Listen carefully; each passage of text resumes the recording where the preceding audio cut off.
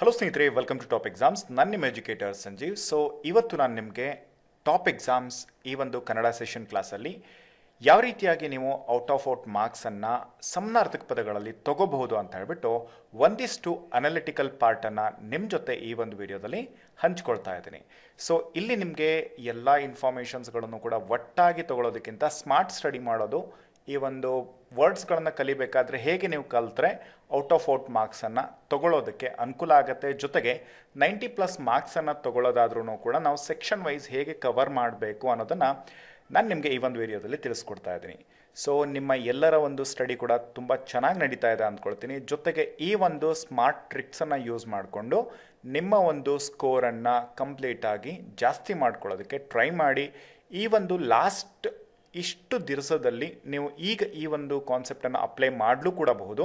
ಜೊತೆಗೆ ಇನ್ನೂ ಕೂಡ ನಿಮಗೆ ಸಮಯ ಇದೆ, ನೀವು ಈಗಲೂ ಕೂಡ ನೀವು ಇದನ್ನು ಸ್ಟಡಿ ಮಾಡಿಬಿಟ್ಟು ನಿಮ್ಮ ಒಂದು ಸಕ್ಸಸ್ ಜರ್ನಿಗೆ ಈ ಒಂದು ಪಾರ್ಟನ್ನು ಕೂಡ ಆ್ಯಡ್ ಮಾಡ್ಕೋಬೋದು. ಸೊ ಇಲ್ಲಿ ಸಮ್ ಆಫ್ ಸೀಕ್ರೆಟ್ಸ್ಗಳು ಹೇಗೆ ಇದ್ದಾವೆ, ಅದನ್ನು ಹೇಗೆ ಕೆಲಸ ಮಾಡುತ್ತವೆ ಅಂತ ನಾನು ನಿಮಗೆ ಎಕ್ಸಾಮಿಗೆ ಯೂಸ್ ಆಗೋ ಹಾಗೆ ನಾನು ನಿಮಗೆ ತಿಳಿಸ್ತಾ ಹೋಗ್ತೀನಿ. ಬೇಸಿಕಲಿ ಇವತ್ತಿನ ಈ ಒಂದು ವಿಡಿಯೋ ಕಾನ್ಸೆಪ್ಟಲ್ಲಿ ಸಮನಾರ್ಥಕ ಪದಗಳಲ್ಲಿ 9ಕ್ಕೆ 9 ಅಂಕಗಳನ್ನು ಹೇಗೆ ಪಡೆಯೋದು ಅನ್ನೋದ್ರ ಬಗ್ಗೆ ಒಂದಿಷ್ಟು ಲಾಜಿಕಲ್ ಇನ್ಫಾರ್ಮೇಷನ್ನ ತಿಳಿಸ್ಕೊಡ್ತೀನಿ. ಕೆಲವೊಂದು ಎಕ್ಸಾಂಪಲ್ಗಳನ್ನು ತಗೊಂಡು ಈ ಒಂದು ವಿಡಿಯೋದಲ್ಲಿ ನಿಮಗೆ ತಿಳಿಸ್ಕೊಡ್ತಾ ಇದ್ದೀನಿ.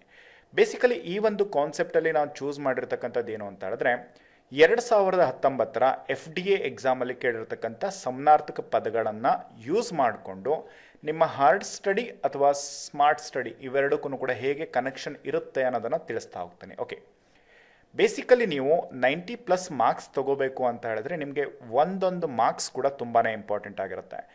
ಈ ಒಂದು ಕಾನ್ಸೆಪ್ಟನ್ನು ಹೇಗೆ ನೀವು ಕರೆಕ್ಟಾಗಿ ಫಾಲೋ ಮಾಡಿದ್ರಿ ಅಂತ ಹೇಳಿದ್ರೆ ನೀವು ಕರೆಕ್ಟಾಗಿ ಸೆಕ್ಷನ್ ವೈಸ್ ನೀವು ಮಾರ್ಕ್ಸನ್ನು ಎಕ್ಸಾಕ್ಟಾಗಿ ತಗೋಬಹುದು ಅನ್ನೋದನ್ನು ಕೂಡ ತಿಳಿಸ್ತಾ ಹೋಗ್ತೀನಿ. ಓಕೆ, 2019ರ ಒಂದು ಸಮನಾರ್ಥಕ ಪದಗಳನ್ನು ಕೇಳಿರ್ತಕ್ಕಂಥದ್ದು ಹೇಗಿರುತ್ತೆ ಅಂತಲೂ ಕೂಡ ನಾನು ನಿಮಗೆ ಈ ಒಂದು ಪೇಪರ್ ಅನಾಲಿಸಿಸನ್ನು ತಿಳಿಸ್ತಾ ಹೋಗ್ತೀನಿ.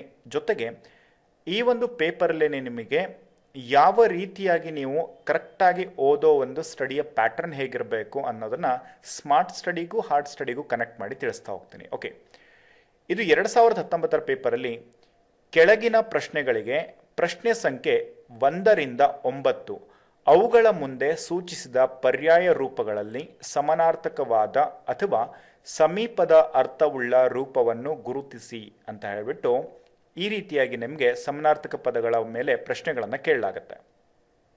ಅಲ್ಲಿ ಒಂದು ಎಕ್ಸಾಂಪಲ್ ಅಂತ ಹೇಳ್ಬಿಟ್ಟು ಉದಾಹರಣೆಯನ್ನು ಕೂಡ ಕೊಡಲಾಗಿದೆ. ಸೊ ಮೀನ್ ಅಂತ ಹೇಳಿದರೆ ಏನು ಅಂತ ಹೇಳ್ಬಿಟ್ಟು ಮೀನ್ ಎಂದರೆ ಏನು ಅಂತ ಕೇಳಲಾಗಿದೆ. ಸೊ ಇದಕ್ಕೆ ಸರಿಯಾಗಿರ್ತಕ್ಕಂಥ ಉತ್ತರ ಅಂತ ಹೇಳಿದ್ರೆ ಇದರಲ್ಲಿ ಆಪ್ಷನ್ ನಂಬರ್ 1 ಹೊಳೆಯುವ ಅಂತ ಅರ್ಥವನ್ನು ನೀಡುತ್ತೆ. ಸೊ ಈ ಮೀನ್ ಅಂತಕ್ಕಂಥದ್ದು ಈ ಒಂದು ಪದ ಹೊಳೆಯುವ ಅಥವಾ ಮಿನುಗುವ ಅಂತಕ್ಕಂಥ ಅರ್ಥವನ್ನು ನೀಡ್ತಕ್ಕಂಥ ಪದ. ಸೊ ಈ ಆನ್ಸರಿಗೆ ಸರಿಯಾಗಿರ್ತಕ್ಕಂಥದ್ದು ಅಂದರೆ ಹೊಳೆಯುವ ಅಂತಕ್ಕಂಥದ್ದು ಮೀನ್ ಈ ಪದಕ್ಕೆ ಸರಿಯಾಗಿರ್ತಕ್ಕಂಥ ಆನ್ಸರ್. ಇದು ನಿಮಗೆ ಗೊತ್ತಿದೆ. ಸೊ ಇದೇ ರೀತಿಯಾಗಿ ನೀವೇನು ಮಾಡಬೇಕು ಅಂತ ಹೇಳಿದ್ರೆ ಇರ್ತಕ್ಕಂತಹ ಪದಗಳಿಗೆ ಯಾವ ರೀತಿಯಾಗಿ ಆನ್ಸರ್ ಮಾಡಬೇಕು ಅಂತ ಒಂದು ಎಕ್ಸಾಂಪಲ್ನ ತಗೊಂಡು ನಾವು ಅದೇ ರೀತಿಯಾಗಿ ನೀವು ಆನ್ಸರ್ನ ಮಾಡಬೇಕು.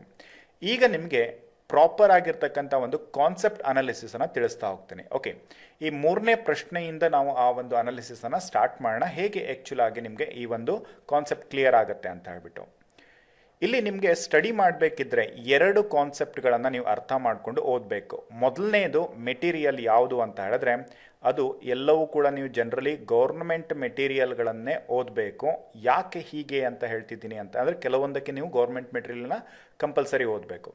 ಇನ್ನೊಂದು ಕನ್ನಡ ಸಾಹಿತ್ಯ ಪರಿಷತ್ತು ಏನು ನೀಡ್ತಾರಲ್ವಾ, ಸೊ ಕನ್ನಡ ಸಾಹಿತ್ಯ ಪರಿಷತ್ತಿನವರು ಮಾಡಿರ್ತಕ್ಕಂಥ ಮೆಟೀರಿಯಲ್ಸ್ಗಳನ್ನು ಓದಬೇಕಾಗತ್ತೆ.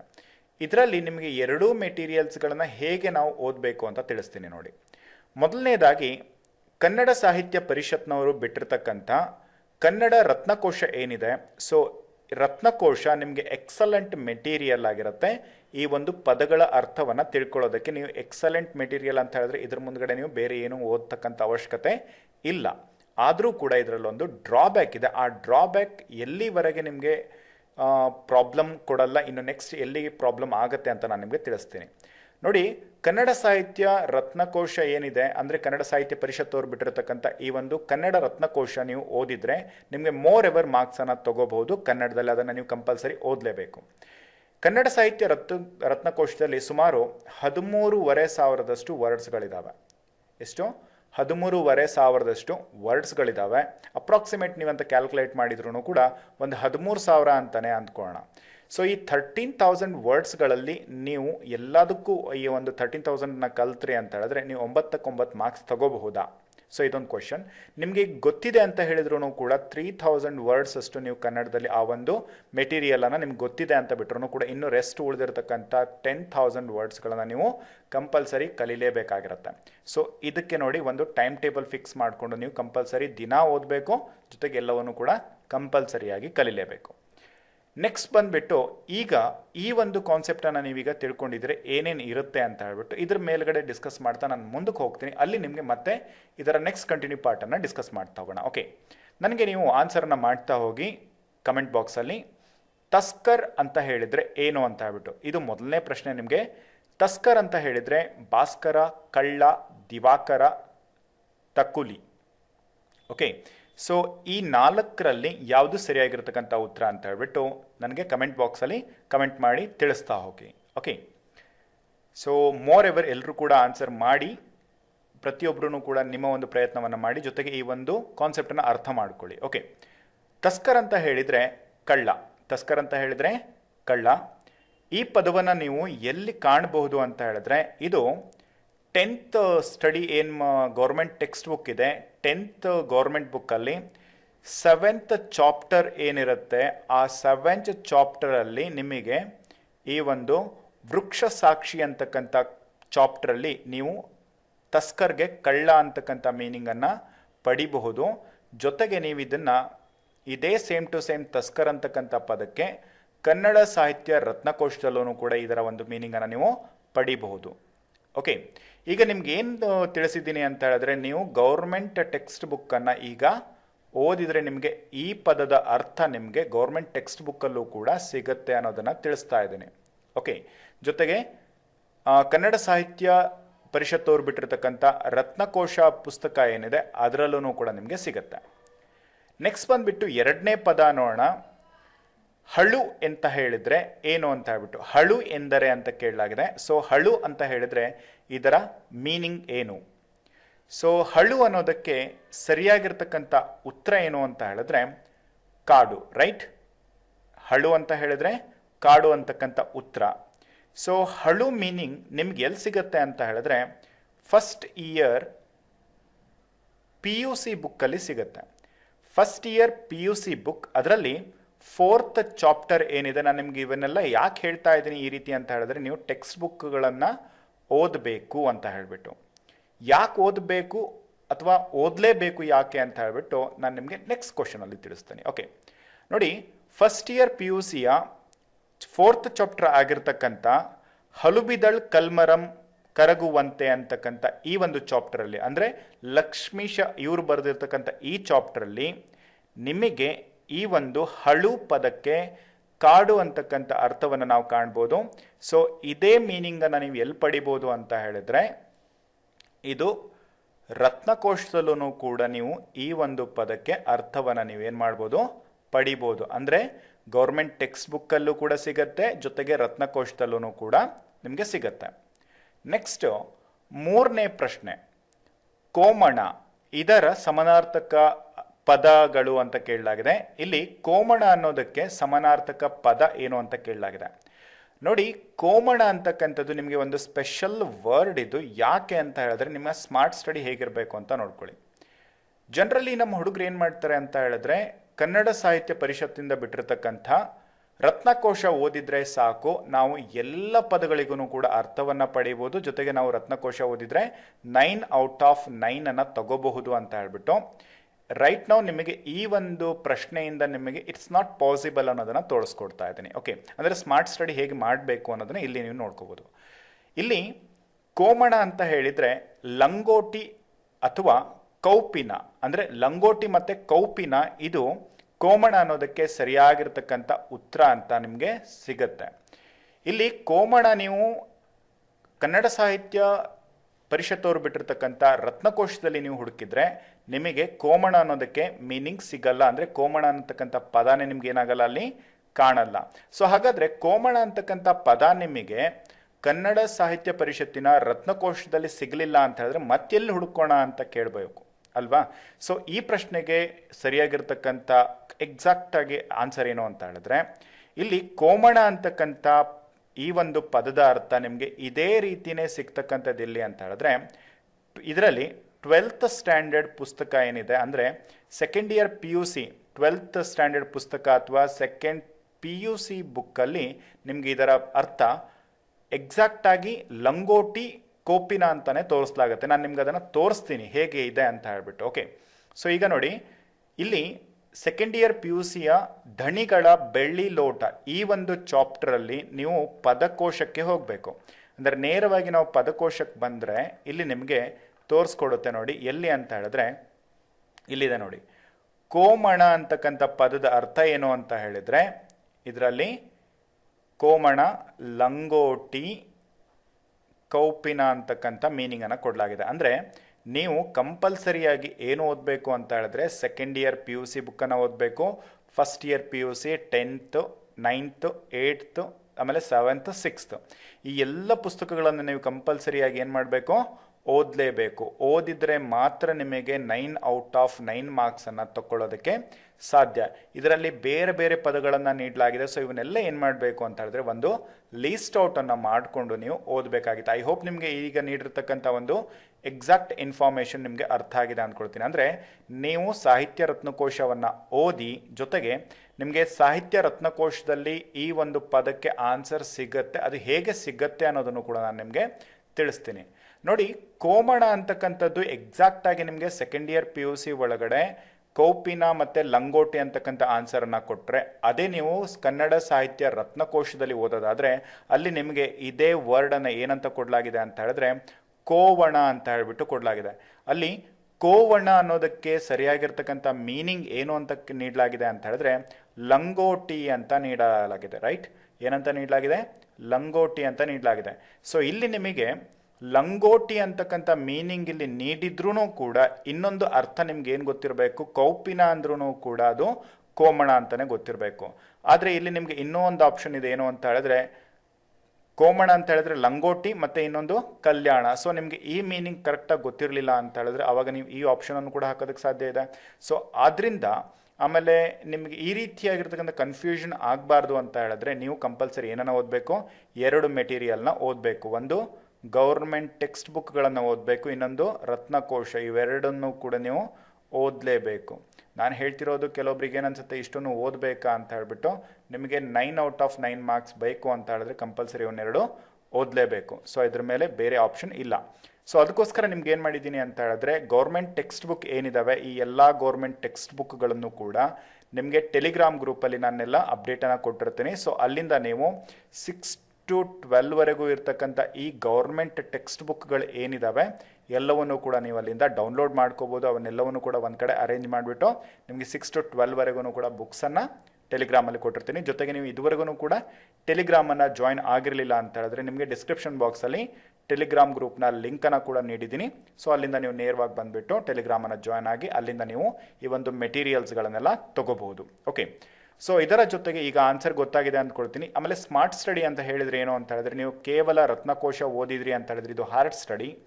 ಅದರ ಜೊತೆಗೆ ರತ್ನಕೋಶ ಓದೋದ್ರ ಜೊತೆಗೆ ಗೌರ್ಮೆಂಟ್ ಟೆಕ್ಸ್ಟ್ ಬುಕ್ಕಿಂದನೂ ಕೂಡ ವರ್ಡ್ಗಳನ್ನು ಎಕ್ಸ್ಟ್ರಾಕ್ಟ್ ಮಾಡಿಕೊಂಡು ಅವುಗಳನ್ನು ಕೂಡ ತಿಳ್ಕೊಂಡ್ರೆ ಅಂದರೆ ನಿಮಗೆ ಬೆಟರ್ ಆಗುತ್ತೆ.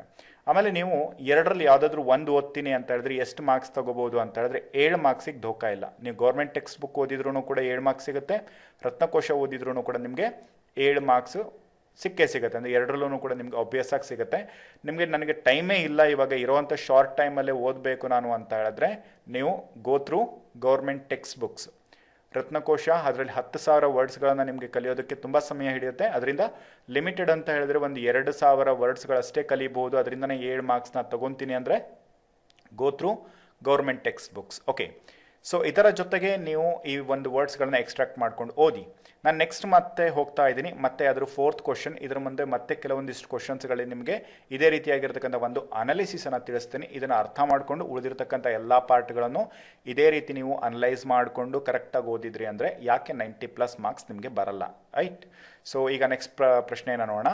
ಸೊ 4ನೇ ಪ್ರಶ್ನೆ, ದುರ್ವೆ ಇದರ ಸಮಾನಾರ್ಥಕ ಪದ ಅಂತ ಕೇಳಲಾಗಿದೆ. ಸೊ ದುರ್ವೆ ಅನ್ನೋ ಈ ಒಂದು ವರ್ಡಿಗೆ ಸಮಾನಾರ್ಥಕ ಪದ ಏನು ಅಂತ ಹೇಳ್ಬಿಟ್ಟು, ಸೊ ನನಗೆ ಆಪ್ಷನ್ನಲ್ಲಿ ನಿಮಗೆ 4 ಆನ್ಸರ್ಸ್ಗಳನ್ನು ನೀಡಲಾಗಿದೆ. ಸೊ ಇದನ್ನು ನೀವು ಕಮೆಂಟ್ ಬಾಕ್ಸಲ್ಲಿ ನನಗೆ ಕಮೆಂಟ್ ಮಾಡಿಬಿಟ್ಟು ಆನ್ಸರ್ನ ಮಾಡಿ ತಿಳಿಸಿ. ಓಕೆ, ದುರ್ವೆ, ಸೊ ಇದರ ಸಮಾನಾರ್ಥಕ ಪದ. ಸೊ ದುರ್ವೆ ಈ ಪದಕ್ಕೆ ಸಮಾನಾರ್ಥಕವಾಗಿರ್ತಕ್ಕಂಥ ಪದ ಯಾವುದು ಅಂತ ಹೇಳಿದ್ರೆ ಗರಿಕೆ, ಇದು ಇದಕ್ಕೆ ಸರಿಯಾಗಿರ್ತಕ್ಕಂಥ ಆನ್ಸರ್ ಇದೆ. ಸೊ ಗರಿಕೆ ಅಂತಕ್ಕಂಥ ಈ ಒಂದು ಪದವನ್ನು ಒಳಗೊಂಡಿರ್ತಕ್ಕಂಥದ್ದು ಎಲ್ಲಿ ಇದೆ ಅಂತ, ಈ ಒಂದು ಪದನ ನೀವು ಗಳಿಸ್ಬೋದು ಅಥವಾ ದುರ್ವೆ ಅನ್ನೋದಕ್ಕೆ ಈ ಒಂದು ಗರಿಕೆ ಅನ್ನೋ ಪದ ಎಲ್ಲಿ ಕಾಣ್ಬೋದು ಅಂತ ಹೇಳಿದ್ರೆ, ನೀವು ಇದನ್ನು 8th ಸ್ಟ್ಯಾಂಡರ್ಡ್ ಏನು ಬುಕ್ ಇದೆ, ಅಂದರೆ 8th ಸ್ಟ್ಯಾಂಡರ್ಡ್ ಬುಕ್ ಏನಿದೆ, ಸೊ ಅಲ್ಲಿ ನಿಮಗೆ ಈ ಒಂದು ಅರ್ಥ ಸಿಗುತ್ತೆ. ಇದರ ಜೊತೆಗೆ ನಿಮಗೆ 8th ಸ್ಟ್ಯಾಂಡರ್ಡ್ ಬುಕ್ಕಲ್ಲಿ ಅಮ್ಮ ಅಂತಕ್ಕಂಥ ಒಂದು ಪಾಠದಲ್ಲಿ ಅಮ್ಮ, ರೈಟ್, ಇದನ್ನು ಕೂಡ ನಾನು ನಿಮಗೆ ನೀಡ್ತಾ ಇದ್ದೀನಿ. ಅಮ್ಮ ಈ ಒಂದು ಚಾಪ್ಟರಲ್ಲಿ ನಿಮ್ಗೆ ಏನಾಗುತ್ತೆ ಅಂತ ಹೇಳಿದ್ರೆ ಈ ಒಂದು ಗರಿಕೆ ಅಂತಕ್ಕಂಥ ಮೀನಿಂಗ್ ನೀವು ಕಂಡುಹಿಡಿಬಹುದು. ಜೊತೆಗೆ ನಿಮಗೆ ಜನರಲ್ ಆಗಿ ಹೇಗಿರುತ್ತೆ ಅಂತ ಹೇಳಿದ್ರೆ, ಗೌರ್ಮೆಂಟ್ ಟೆಕ್ಸ್ಟ್ ಬುಕ್ ಏನಿದಾವೆ, ಈ ಗೌರ್ಮೆಂಟ್ ಟೆಕ್ಸ್ಟ್ ಬುಕ್ಕಲ್ಲಿ 6 to 12 ಒಳಗಡೆ ನಿಮಗೆ ಇಂಪಾರ್ಟೆಂಟ್ ಯಾವುದು ಅಂತ ಹೇಳಿದ್ರೆ 12th ಸ್ಟ್ಯಾಂಡರ್ಡ್ ಕಂಪಲ್ಸರಿ, 11th, ಆಮೇಲೆ 10th, 9th, ಜೊತೆಗೆ 8th. ಸೊ ಇದಿಷ್ಟು ನೀವು ಕಂಪಲ್ಸರಿ ನೀವು ಇವಿಷ್ಟನ್ನು ಓದಲೇಬೇಕು. ನೆಕ್ಸ್ಟ್ ನೀವು 7th ಮತ್ತು 6th ನೀವು ಟೈಮ್ ಮಾಡಿಕೊಂಡು ಇದನ್ನು ಕೂಡ ಒಂದು ದಿವಸನೂ ಬೇಕಾಗಿರಲ್ಲ, ನೀವು ಶಾರ್ಟ್ ಟೈಮಲ್ಲಿ ಇದನ್ನು ಕಲಿಬೋದು. ಬಟ್ ಇವು ಮಾತ್ರ ನೀವು ಕಂಪಲ್ಸರಿ ಓದಲೇಬೇಕು. ಸೊ ಇದರ ಜೊತೆಗೆ ನೆಕ್ಸ್ಟ್ ಪ್ರಶ್ನೆಯನ್ನು ನೋಡೋಣ. ದ್ವಿರದ ಎಂದರೆ ಏನು ಅಂತ ಕೇಳಲಾಗಿದೆ. ಸೊ ದ್ವಿರದ ಅಂತಕ್ಕಂಥ ಪದಕ್ಕೆ ಅರ್ಥ ಏನು ಅಂತ ಹೇಳಿ ನನಗೆ ಕಮೆಂಟ್ ಬಾಕ್ಸಲ್ಲಿ ಕಮೆಂಟ್ ಮಾಡ್ತಾ ಹೋಗಿ, ಬೇಗ ಬೇಗ ಕಮೆಂಟ್ ಮಾಡ್ತಾ ಹೋಗಿ. ಓಕೆ, ಸೊ ನಾನು ಟ್ರೈ ಮಾಡ್ತೀನಿ ನಿಮಗೆ ಈ ಒಂದು 30 ದಿವಸದಲ್ಲಿ ಸಾಧ್ಯವಾದಷ್ಟು ಎಷ್ಟು ಸ್ಪೆಸಿಫಿಕ್ ಆಗಿ ಒಂದು ವಿಡಿಯೋಸ್ಗಳನ್ನು ನಿಮಗೆ ಇಂಪಾರ್ಟೆಂಟ್ ಆಗಿ ನೀಡೋದಕ್ಕೆ ಸಾಧ್ಯ ಇದೆಯೋ ಈ 30 ದಿವಸನೂ ಕೂಡ ಸಾಧ್ಯವಾದಷ್ಟು ವಿಡಿಯೋಸ್ಗಳನ್ನು ನೀಡ್ತಾ ಹೋಗ್ತೀನಿ. ಜೊತೆಗೆ ನಿಮಗೆ ಅಂತಲೇ ಒಂದಿಷ್ಟು ಟೆಸ್ಟ್ ಸೀರೀಸ್ಗಳನ್ನು ಕ್ರಿಯೇಟ್ ಮಾಡ್ತಾ ಇದ್ದೀವಿ. ಅದು ಕೂಡ ನಿಮಗೆ ಎಲ್ಲವೂ ಕೂಡ ನಿಮಗೆ ಟೆಸ್ಟ್ ಸೀರೀಸ್ ಕೂಡ ಅಪ್ಡೇಟ್ ಆಗುತ್ತೆ. ಇನ್ನೊಂದು ಫ್ಯೂ ಡೇಸಲ್ಲಿ, ಅಂದರೆ ನಿಮಗೆ ಎಕ್ಸಾಂಪಲ್ ಹೇಳೋದಾದರೆ 1ನೇ ತಾರೀಕಿಂದ ಅಂದರೆ 2021ರಿಂದ ಈ ಒಂದು ಟೆಸ್ಟ್ ಸೀರೀಸ್ಗಳನ್ನು ಅಪ್ಡೇಟ್ ಮಾಡೋದಕ್ಕೆ ಟ್ರೈ ಮಾಡ್ತೀವಿ. ಅಂದರೆ ಅಲ್ಲಿಂದ ನಿಮಗೆ ಕಂಪಲ್ಸರಿ ನಿಮಗೆ 1ನೇ ತಾರೀಕಿಂದ ರೆಗ್ಯುಲರ್ ಆಗಿ ನಿಮಗೆ ಟೆಸ್ಟ್ ಸೀರೀಸ್ಗಳು ಸಿಗ್ತಾ ಹೋಗ್ತವೆ ಎಲ್ಲ ಕಾನ್ಸೆಪ್ಟ್ಗಳ ಮೇಲೆ, ಅಂದರೆ ಕನ್ನಡಕ್ಕೆ ಸಂಬಂಧಪಟ್ಟಿರ್ತಕ್ಕಂಥ ಎಲ್ಲ ಕಾನ್ಸೆಪ್ಟಿಗೂ ರಿಲೇಟೆಡ್ ಆಗಿ. ಪಾಸಿಬಲ್ ಆಯಿತು ಅಂತ ಹೇಳಿದ್ರೆ ಇನ್ನು ಶಾರ್ಟ್ ಟೈಮಲ್ಲೇ ನಿಮಗೆ ಈ ಒಂದು ಟೆಸ್ಟ್ ಸೀರೀಸ್ಗಳನ್ನು ಕೂಡ ನೀಡ್ತಾ ಹೋಗ್ತೀವಿ. ಸೊ ಸಮ್ ಆಫ್ ಬೇರೆ ಬೇರೆ ವರ್ಕ್ ಇರೋದ್ರಿಂದ ನಿಮಗೆ ಈ ಒಂದು ಸೀರೀಸ್ಗಳನ್ನು ಅಥವಾ ನೋಟ್ಸ್ ಅಪ್ಡೇಟ್ಸ್ಗಳು ಅಥವಾ ಸಮಥಿಂಗ್ ಅದರ್ಗಳನ್ನು ನೀಡೋದಕ್ಕೆ ಸಾಧ್ಯ ಆಗಿಲ್ಲ. ಈಗ ನೋಡಿ, ದ್ವಿರದ ಅನ್ನೋದಕ್ಕೆ ಸರಿಯಾಗಿರ್ತಕ್ಕಂಥ ಉತ್ತರವನ್ನು ನನಗೆ ಕಮೆಂಟ್ ಬಾಕ್ಸಲ್ಲಿ ಕಮೆಂಟ್ ಮಾಡಿ ಬೇಕಾ. ಸೊ ದ್ವಿರದ ಅನ್ನೋದಕ್ಕೆ ಸರಿಯಾಗಿರ್ತಕ್ಕಂಥ ಉತ್ತರ ಅಂತ ಹೇಳಿದ್ರೆ ಆನೆ, ಇದು ದ್ವಿರದ ಪದದ ಉತ್ತರ. ಇಲ್ಲಿ ನೋಡಿ, ಈಗ ನಿಮಗೆ ಇದು ಒಂದು ವಿಷಯನ ತಿಳಿಸ್ತಾ ಹೋಗ್ತೀನಿ. ದ್ವಿರದ ಅನ್ನೋ ಈ ಒಂದು ಪದದ ಅರ್ಥ ನೀವು ಗೌರ್ಮೆಂಟ್ ಟೆಕ್ಸ್ಟ್ ಬುಕ್ಕಲ್ಲಿ ನಿಮಗೆ ಸಿಗಲ್ಲ. ಓಕೆ, ಗೌರ್ಮೆಂಟ್ ಟೆಕ್ಸ್ಟ್ ಬುಕ್ಕಲ್ಲಿ ನೀವು 6ರಿಂದ ಹಿಡಿದ್ಬಿಟ್ಟು 12ವರೆಗೂ ಕೂಡ ಸ್ಟಡಿ ಮಾಡಿದ್ರೂ ಕೂಡ ನೀವು ದ್ವಿರದ ಅನ್ನೋದು ಪದಕ್ಕೆ ನಿಮಗೆ ಮೀನಿಂಗ್ ಸಿಗಲ್ಲ. ಆದರೆ ನಿಮಗೆ ಕನ್ನಡ ಸಾಹಿತ್ಯ ಪರಿಷತ್ತಿನ ರತ್ನಕೋಶ ಬುಕ್ಕಲ್ಲಿ ನಿಮಗೆ ಈ ಒಂದು ಪದದ ಅರ್ಥ ಸಿಗುತ್ತೆ, ಪದದ ಅರ್ಥ ಸಿಗುತ್ತೆ. ದ್ವಿರದ ಅಂತ ಹೇಳಿದ್ರೆ ಆನೆ ಅಂತ ಹೇಳ್ಬಿಟ್ಟು. ಓಕೆ, ಸೊ ಅರ್ಥಾತ್ ನೀವು ಈಗೇನು ಮಾಡಬೇಕು, ಇಫ್ ಇನ್ ಕೇಸ್ ನೀವು ಬರೀ ಗೌರ್ಮೆಂಟ್ ಟೆಕ್ಸ್ಟ್ ಬುಕ್ ಓದಿದ್ರಿ ಅಂತ ಹೇಳಿದ್ರೆ ನಿಮಗೆ ದ್ವಿರದ ಪದದ ಅರ್ಥ ನಿಮಗೆ ಗೊತ್ತಾಗಲ್ಲ. ಅದರಿಂದ ನೀವು ರತ್ನಕೋಶನೂ ಓದಿದ್ರಿ ಅಂತ ಹೇಳಿದ್ರೆ ನಿಮಗೆ ಈ ಒಂದು ಪದಕ್ಕೆ ಅರ್ಥ ಸಿಗುತ್ತೆ, ಅಲ್ಲಿಗೆ ನೀವು ಈ ಒಂದು ಮಾರ್ಕ್ಸನ್ನು ಕೂಡ ಗಳಿಸ್ಕೊಳ್ತೀರಿ, ರೈಟ್? ನೆಕ್ಸ್ಟ್ ಬರೋಣ, ಪಂಜ. ಓಕೆ, ಪಂಜ ಇದರ ಅರ್ಥ ಏನು ಅಂತ ಕೇಳಲಾಗಿದೆ. ಸೊ ಪಂಜ ಇದರ ಅರ್ಥ ಕಮೆಂಟ್ ಮಾಡಿ, ಬೇಗ ಬೇಗನೆ ಕಮೆಂಟ್ ಮಾಡಿ. ಸೊ ಲೈವ್ ಆಗಿರೋದ್ರಿಂದ ನೀವು ಇದನ್ನು ನೇರವಾಗಿ ಕಮೆಂಟ್ ಮಾಡ್ತಾ ಹೋಗ್ಬೋದು. ಸೊ ಪಂಜ ಅಂತ ಹೇಳಿದರೆ ಆಪ್ಷನ್ ನಂಬರ್ 3 ಹುಲಿಯ ಅಂಗಾಲು. ಸೊ ಪಂಜ ಅನ್ನೋದಕ್ಕೆ ಸರಿಯಾಗಿರ್ತಕ್ಕಂಥ ಅರ್ಥ. ಸೊ ಈ ಒಂದು ಪಂಜ ಅಂತಕ್ಕಂಥ ಮೀನಿಂಗನ್ನು ನೀವು ಎಲ್ಲಿ ಪಡಿಬೋದು ಅಂತ ಹೇಳಿದ್ರೆ ಇದನ್ನು ನೀವು 10th ಸ್ಟ್ಯಾಂಡರ್ಡ್ನ ಟೆಕ್ಸ್ಟ್ ಬುಕ್ಕಲ್ಲಿ ನಿಮಗೆ ಈ ಒಂದು ಪದಕ್ಕೆ ಅರ್ಥ ಸಿಗುತ್ತೆ. ಓಕೆ, ಸೊ ನೋಡಿ, ಇಲ್ಲಿ ನಿಮಗೆ 10th ಸ್ಟ್ಯಾಂಡರ್ಡ್ ಟಾಪಿಕಲ್ಲಿ 6th ಚಾಪ್ಟರ್. ಓಕೆ, 10th ಸ್ಟ್ಯಾಂಡರ್ಡಲ್ಲಿ ಸಿಕ್ಸ್ತ್ ಚಾಪ್ಟರಲ್ಲಿ ಈ ಒಂದು ಪದದ ಅರ್ಥ ಸಿಗತ್ತೆ. ಪಂಜ ಅಂತ ಹೇಳಿದ್ರೆ ಹುಲಿಯ ಅಂಗಾಲು ಅಂತ ಹೇಳ್ಬಿಟ್ಟು. ನೆಕ್ಸ್ಟ್ ಇನ್ನೊಂದು 3 ಕ್ವಶನ್ ಇದಾವೆ, ಅದ್ರ ಬಗ್ಗೆ ನೀವು ಕ್ಲಿಯರ್ ಆಗಿ ಡಿಸ್ಕಷನ್ ಮಾಡ್ತಾ ಹೋದ್ವಿ ಅಂದರೆ ನಿಮಗೆ ಎಕ್ಸಾಕ್ಟ್ ಆಗಿ ಹೇಗೆ ಓದಬೇಕು ಅನ್ನೋದು ನಿಮ್ಗೊಂದು ಅರ್ಥ ಆಗುತ್ತೆ. ನೆಕ್ಸ್ಟು ಪಲ್ವಲ ಅಂತ ಹೇಳಿದ್ರೆ ಏನು ಅಂತ ಹೇಳ್ಬಿಟ್ಟು ಕೇಳಲಾಗಿದೆ. ಸೊ ಪಲ್ವಲ ಇದು 7ನೇ ಪ್ರಶ್ನೆ. ಪಲ್ವಲ ಅಂತ ಹೇಳಿದ್ರೆ ಕೊಳ ಅಂತ ಹೇಳ್ಬಿಟ್ಟು. ಪಲ್ವಲ ಅಂತ ಹೇಳಿದ್ರೆ ಕೊಳ. ನೀವು 2019ರ ಪೇಪರ್ನ ಓದಿದ್ರಿ ಅಂದರೆ ಗೊತ್ತಾಗುತ್ತೆ. ಸೊ ಪಲ್ವಲ ಅಂತ ಹೇಳಿದ್ರೆ ಇದರ ಅರ್ಥ ಕೊಳ. ಇದರ ಅರ್ಥನೂ ಕೂಡ ನಿಮಗೆ ಗೌರ್ಮೆಂಟ್ ಟೆಕ್ಸ್ಟ್ ಬುಕ್ಕಲ್ಲಿ ಸಿಗಲ್ಲ. ಗೌರ್ಮೆಂಟ್ ಟೆಕ್ಸ್ಟ್ ಬುಕ್ಕಲ್ಲಿ ಸಿಗಲ್ಲ. ಆದರೆ ರತ್ನಕೋಶದಲ್ಲಿ ನಿಮಗೆ ಪಲ್ವಲ ಅಂತ ಹೇಳಿದ್ರೆ ಇದರ ಮೀನಿಂಗ್ ನಿಮಗೆ ಸಿಗುತ್ತೆ. ಸೊ ಅದರಿಂದ ನೀವೇನು ಮಾಡಬೇಕು, ರತ್ನಕೋಶ ಕಂಪಲ್ಸರಿ ಓದಲೇಬೇಕು. ಕೋಮಣ ಅನ್ನೋ ವರ್ಡ್ ನಿಮಗೆ ರತ್ನಕೋಶದಲ್ಲಿ ಸಿಕ್ಕಿರಲಿಲ್ಲ. ಗೌರ್ಮೆಂಟ್ ಟೆಕ್ಸ್ಟ್ ಬುಕ್ಕಲ್ಲಿ ಈಸಿಯಾಗಿ ನಿಮಗೆ ಕೋಮಣ ಅಂತ ಹೇಳಿದ್ರೆ ಲಂಗೋಟಿ ಅಥವಾ ಕೌಪಿನ ಅಂತಕ್ಕಂಥ 2 ಅರ್ಥ ಕರೆಕ್ಟಾಗಿ ಸಿಕ್ಕಿತ್ತು. ಅದಕ್ಕೆ ನೀವು ಅಲ್ಲಿ ಆ ಮಾರ್ಕ್ಸನ್ನು ತಗೊಳ್ತೀರಿ. ರತ್ನಕೋಶವು ಈ ಒಂದು ಭಾಗದಲ್ಲಿ ಓದಿದ್ರಿಂದ ನಿಮಗೆ 2ರ ಒಂದು ಅರ್ಥ ಕೂಡ ನಿಮಗೆ ದ್ವಿರದ ಮತ್ತು ಪಲ್ವಲ ಎರಡಕ್ಕೂ ಕೂಡ ಆನ್ಸರ್ ನಿಮಗೆ ರತ್ನಕೋಶದಲ್ಲಿ ಸಿಗತ್ತೆ. ನೆಕ್ಸ್ಟ್ ಗೋಸಾಯಿಗೆ ಬರೋಣ. ಸೊ ಇದು 8ನೇ ಪ್ರಶ್ನೆ. ಇದು ಗೋಸಾಯಿ ಇದರ ಸಮಾನಾರ್ಥಕ ಪದ ಅಂತ ಕೇಳಲಾಗಿದೆ. ಸೊ ಗೋಸಾಯಿ ಅಂತ ಹೇಳಿದ್ರೆ ಏನು ಅಂತ ಹೇಳ್ಬಿಟ್ಟು, ರೈಟ್. ಸೊ ಗೋಸಾಯಿ ಅಂತಕ್ಕಂಥದ್ದರ ಅರ್ಥ ನಿಮಗೆ ಎಲ್ಲಿ ಸಿಗತ್ತೆ ಅಂತ ಹೇಳಿದ್ರೆ 8th ಟೆಕ್ಸ್ಟ್ ಬುಕ್ಕಲ್ಲಿ ಹೂವಾದ ಹುಡುಗಿ ಈ ಒಂದು ಭಾಗದಲ್ಲಿ ಸಿಗುತ್ತೆ. 8th ಟೆಕ್ಸ್ಟ್ ಬುಕ್ಕು ಅದರಲ್ಲಿ ಹೂವಾದ ಹುಡುಗಿ, ಅಲ್ಲಿ ನಿಮಗೆ ನೇರವಾಗಿ ಏನು ಆನ್ಸರ್ ಸಿಗುತ್ತೆ ಅಂತ ಹೇಳಿದ್ರೆ ಸನ್ಯಾಸಿ ಅಂತಕ್ಕಂಥ ಆನ್ಸರ್ ಸಿಗುತ್ತೆ. ಇದು ನಿಮ್ಗೆ ನೋಡಿ 8th ಟೆಕ್ಸ್ಟ್ ಬುಕ್ಕಲ್ಲಿ ಇದರಲ್ಲಿ ಹೂವಾದ ಹುಡುಗಿ, ಹೂವಾದ ಹುಡುಗಿ ನೀವಲ್ಲಿ ನೋಡಿ, ಅಲ್ಲಿ ಕರೆಕ್ಟಾಗಿ ಟೆಕ್ಸ್ಟ್ ಬುಕ್ಗಳನ್ನು ಓಪನ್ ಮಾಡ್ಕೊಂಡು ನೋಡಿ, ನಿಮ್ಗೆ ಅಲ್ಲಿ ಸಿಗುತ್ತೆ. ಹೂವಾದ ಹುಡುಗಿ ಈ ಒಂದು ಚಾಪ್ಟ್ರಲ್ಲಿ ಸಿಗುತ್ತೆ. ಇಲ್ಲಿ ನಿಮಗೆ ಗೌರ್ಮೆಂಟ್ ಟೆಕ್ಸ್ಟ್ ಬುಕ್ ಆಗಿದ್ದರಿಂದ ಇದರ ಅರ್ಥ ನಿಮಗೆ ಫೈನಲ್ ಅಷ್ಟೇ. ಓಕೆ, ಸೊ ಇದರಲ್ಲಿ ನಿಮಗೆ ಸಿಕ್ಕಿದೆ, ಆದರೆ ನಿಮಗೆ ರತ್ನಕೋಶದಲ್ಲಿ ಸಿಕ್ಕಲ್ವಾ ನೋಡಿ. ರತ್ನಕೋಶದಲ್ಲೂ ಕೂಡ ಇದಕ್ಕೆ ಅರ್ಥ ಸಿಗುತ್ತೆ, ಆದರೆ ರತ್ನಕೋಶದಲ್ಲಿ ನಿಮಗೆ ಇಲ್ಲಿ ನೀಡಿರ್ತಕ್ಕಂಥ 4 ಆಪ್ಷನ್ಸ್ಗಳು ಸಿಗಲ್ಲ. ಅಂದರೆ ಸನ್ಯಾಸಿ ಅನ್ನೋವಂಥ ಅರ್ಥವನ್ನು ಒಳಗೊಂಡಿರ್ತಕ್ಕಂಥ ಪದ ಸಿಗುತ್ತೆ ರತ್ನಕೋಶದಲ್ಲಿ. ಅಲ್ಲಿ ನಿಮಗೆ ಏನಿದೆ ಅಂತ ಹೇಳಿದ್ರೆ ರತ್ನಕೋಶದಲ್ಲಿ ಬೈರಾಗಿ ಅನ್ನೋ ಮೀನಿಂಗ್ ಇದೆ. ಬೈರಾಗಿ ಅಂದರೆ ಅರ್ಥಾತ್ ಸನ್ಯಾಸಿ. ನಿಮಗೆ ಬೈರಾಗಿ ಅನ್ನೋದು ಗೊತ್ತಿತ್ತು ಅಂತ ಹೇಳಿದ್ರೆ ನೀವು ಸನ್ಯಾಸಿ ಅನ್ನೋ ವರ್ಡನ್ನು ಹಾಕ್ಬೋದು. ನಿಮಗೆ ಬೈರಾಗಿ ಅಂತ ಹೇಳಿದ್ರೇ ಗೊತ್ತಿಲ್ಲ ಅಂತ ಹೇಳಿದ್ರೆ ನೀವು ಸನ್ಯಾಸಿನ ಹೇಗೆ ಟಿಕ್ ಮಾಡೋದಕ್ಕೆ ಸಾಧ್ಯ ಆಗುತ್ತೆ ಅಲ್ವಾ? ಸೊ ಅದಕ್ಕೆ ನೀವು ರತ್ನಕೋಶ ಓದಿದ್ರೆ ಈ ಒಂದು ಪ್ರಶ್ನೆಗೆ ನಿಮಗೆ ಕನ್ಫ್ಯೂಷನ್ ಮಾಡಬಹುದು. ಆದ್ದರಿಂದ ನೀವೇನು ಮಾಡಬೇಕಾಗುತ್ತೆ, ಕಂಪಲ್ಸರಿಯಾಗಿ ಗೌರ್ಮೆಂಟ್ ಟೆಕ್ಸ್ಟ್ ಬುಕ್ಕನ್ನೇ ಇದಕ್ಕೆ ನೀವು ಓದಬೇಕು.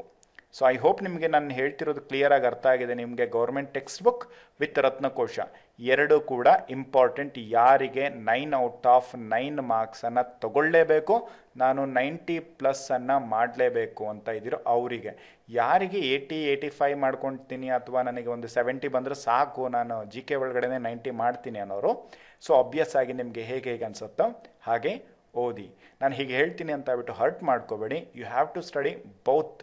ಓಕೆ, ನೀವು 2 ಕೂಡ ಸ್ಟಡಿ ಮಾಡಲೇಬೇಕು. ನಿಮಗೆ ಯಾರಿಗೆ ಈ ಒಂದು ರತ್ನಕೋಶ ಸಿಗಲ್ವೋ ಅಂತ ಹೇಳ್ತಿರೋ, ಸೊ ಅವ್ರು ಏನು ಮಾಡ್ಬೋದು ಅಂತ ಹೇಳಿದ್ರೆ ನೀವು ಟೆಕ್ಸ್ಟ್ ಬುಕ್ಕನ್ನು ಫಸ್ಟು ನಿಮ್ಮ ಲೋಕಲಲ್ಲಿ ಹುಡುಕಿ ಸಿಗುತ್ತೋ ಇಲ್ಲೋ ನೋಡಿ. ಇಫ್ ಇನ್ ಕೇಸ್ ನಿಮಗೆ ತೀರಾ ಸಿಗಲ್ಲ ಅಂತ ಹೇಳಿದ್ರೆ ನನಗೆ ಕಾಂಟ್ಯಾಕ್ಟ್ ಮಾಡಿ, ನಾನೇ ನಿಮಗೆ ಆ ಒಂದು ರತ್ನಕೋಶನ ತಗೊಂಡು ಪೋಸ್ಟ್ ಮಾಡಿ ಕಳಿಸ್ತೀನಿ. ಬಟ್ ನೀವೇನು ಮಾಡಬೇಕು, 20 ಡೇಸ್ ಒಳಗಡೆ ಅದನ್ನು ಓದಬೇಕು. ಅದು ಹೈಲಿ ಡಿಫಿಕಲ್ಟ್, ಬಟ್ ನಿಮಗೆ 9/9 ಬೇಕು ಅಂದರೆ ನೀವು ತಗೊಳ್ಳೇಬೇಕು ಅಷ್ಟೇ. ಅದ್ರದ್ದೇನು ನಿಮಗೆ ಬೇರೆ ಆಪ್ಷನ್ ಇಲ್ಲ. ನೆಕ್ಸ್ಟ್ ಬರೋಣ ಇವಾಗ 9th one, ಪಾಷಾಣ ಎಂಬುದರ ಸಮಾನಾರ್ಥ ಅಂತ ಕೇಳಲಾಗಿದೆ. ಸೊ ಪಾಷಾಣ ಎಂಬುದರ ಸಮಾನಾರ್ಥವನ್ನು ಕೇಳಿರ್ತಕ್ಕಂಥದ್ದು. ಇದಕ್ಕೆ ಸರಿಯಾಗಿರ್ತಕ್ಕಂಥ ಉತ್ತರ ಏನು ಅಂತ ಹೇಳಿದ್ರೆ, ಪಾಷಾಣ ಅಂತ ಹೇಳಿದರೆ ವಿಷ ಅಥವಾ ಕಲ್ಲು ಅಂತ ಹೇಳಲಾಗುತ್ತೆ. ಸೊ ಈ ಕಲ್ಲು ಇದಕ್ಕೆ ಸರಿಯಾಗಿರ್ತಕ್ಕಂಥ ಉತ್ತರ. ಸೊ ಅದರಿಂದ ಈ ಪ್ರಶ್ನೆಗೆ ಸರಿಯಾಗಿರ್ತಕ್ಕಂಥ ಉತ್ತರ ನೀವು ಕಲ್ಲು ಅಂತಲೇ ಹಾಕಬೇಕು. ಐ ಹೋಪ್ ಸ್ನೇಹಿತರೆ ಈಗ ನಿಮಗೆ ಕ್ಲಿಯರ್ ಆಗಿ ಅರ್ಥ ಆಗಿದೆ ಯಾವ ರೀತಿಯಾಗಿ ನಾವು ಸ್ಟಡಿ ಮಾಡಿದ್ವಿ ಅಂತ ಹೇಳಿದ್ರೆ 9/9 ಹಾಗೆಯೇ 90 ಮೇಲೆ ಕ್ರಾಸ್ ಮಾಡಬಹುದು ಅಂತ ಹೇಳ್ಬಿಟ್ಟು. ಸೊ ಈ ರೀತಿ ನೀವು ಸೆಕ್ಷನ್ ವೈಸ್ ಕರೆಕ್ಟಾಗಿ ಪೇಪರ್ನ ಅಂಡರ್ಸ್ಟ್ಯಾಂಡ್ ಮಾಡಿಕೊಂಡು ಸ್ಟಡಿ ಮಾಡ್ತಾ ಹೋಗಿ. So don't waste your time. ಫಟಾಫಟ್ ಅಂತ ಹೇಳ್ಬಿಟ್ಟು ಈ ಒಂದು ಕಾನ್ಸೆಪ್ಟನ್ನು ಕ್ಲಿಯರ್ ಮಾಡೋದಕ್ಕೆ ಒಂದು ಟೈಮ್ ಟೇಬಲ್ ಫಿಕ್ಸ್ ಮಾಡ್ಕೊಳ್ಳಿ. ಇದು ಸ್ಪೆಸಿಫಿಕ್ ಆಗಿ ಕನ್ನಡಕ್ಕೆ ಅಂತಲೇ. ಈ ಒಂದು ಕಾನ್ಸೆಪ್ಟನ್ನು, ಈ ಒಂದು ಹೊಸ ಟೈಮ್ ಟೇಬಲ್ ಬೇಸ್ ಮೇಲೆ ಈ 30 ಡೇಸಲ್ಲಿ ಈ ಒಂದು ಪ್ಲ್ಯಾನನ್ನು ಕರೆಕ್ಟಾಗಿ ಇಂಪ್ಲಿಮೆಂಟ್ ಮಾಡಿಬಿಟ್ಟು ಎಕ್ಸಾಕ್ಟಾಗಿ ನೀವು ಈ ಒಂದು ಸ್ಕೋರನ್ನು ಮಾಡ್ಬೋದು. ಐ ಹೋಪ್ ನಿಮಗೆ ಈ ಒಂದು ಕಾನ್ಸೆಪ್ಟ್ ಕ್ಲಿಯರ್ ಆಗಿ ಅರ್ಥ ಆಗಿದೆ ಅಂದ್ಕೊಳ್ತೀನಿ. ಸೊ ಇದೇ ರೀತಿ ನಿಮಗೆ ಯಾವುದೇ ಒಂದು ಕಾನ್ಸೆಪ್ಟ್ ಬೇಕು ಅಂತ ಹೇಳಿದ್ರೆ ನನಗೆ ಅದನ್ನು ಕಮೆಂಟ್ ಬಾಕ್ಸಲ್ಲಿ ಕಮೆಂಟ್ ಮಾಡಿ ತಿಳಿಸಿ, ಯಾವ ಒಂದು ಕಾನ್ಸೆಪ್ಟನ್ನು ನಾನು ನಿಮಗೆ ನೆಕ್ಸ್ಟ್ ವೀಡಿಯೋದಲ್ಲಿ ತಿಳಿಸ್ಕೊಡ್ಬೇಕು ಅಂತ. ಸೊ ಆ ಒಂದು ಒಂದು ಕಾನ್ಸೆಪ್ಟಲ್ಲಿ ನಾನು ನಿಮಗೆ ಇನ್ಫಾರ್ಮೇಷನ್ನ ನೀಡ್ತಾ ಹೋಗ್ತೇನೆ. ಐ ಹೋಪ್ ನಿಮಗೆ ಈ ಒಂದು ವಿಡಿಯೋ ಇಷ್ಟ ಆಗಿದೆ ಅಂದ್ಕೊಳ್ತೀನಿ. ಇಷ್ಟ ಆಗಿದರೆ ನಿಮ್ಮ ಕಡೆಯಿಂದ ಈ ವಿಡಿಯೋಗೆ ಒಂದು ಲೈಕ್ ಇರಲಿ, ಜೊತೆಗೆ ನಿಮ್ಮ ಸ್ನೇಹಿತರಿಗೂ ಕೂಡ ತಪ್ಪದೇನೆ ಶೇರ್ ಮಾಡಿ. ಇದರಿಂದ ಅವರಿಗೂ ಯೂಸ್ ಆಗುತ್ತೆ, ನಿಮಗೂ ಕೂಡ ನೆಕ್ಸ್ಟ್ ಒಂದು ಅಪ್ಡೇಟನ್ನು ಕೊಡೋದಕ್ಕೆ ನಮಗೂ ಕೂಡ ಸಾಧ್ಯ ಆಗುತ್ತೆ. ಸೊ ಮುಂದಿನ ವಿಡಿಯೋದಲ್ಲಿ ಮತ್ತೆ ಸಿಗೋಣ ಸ್ನೇಹಿತರೆ. Until then have a good day. Bye guys.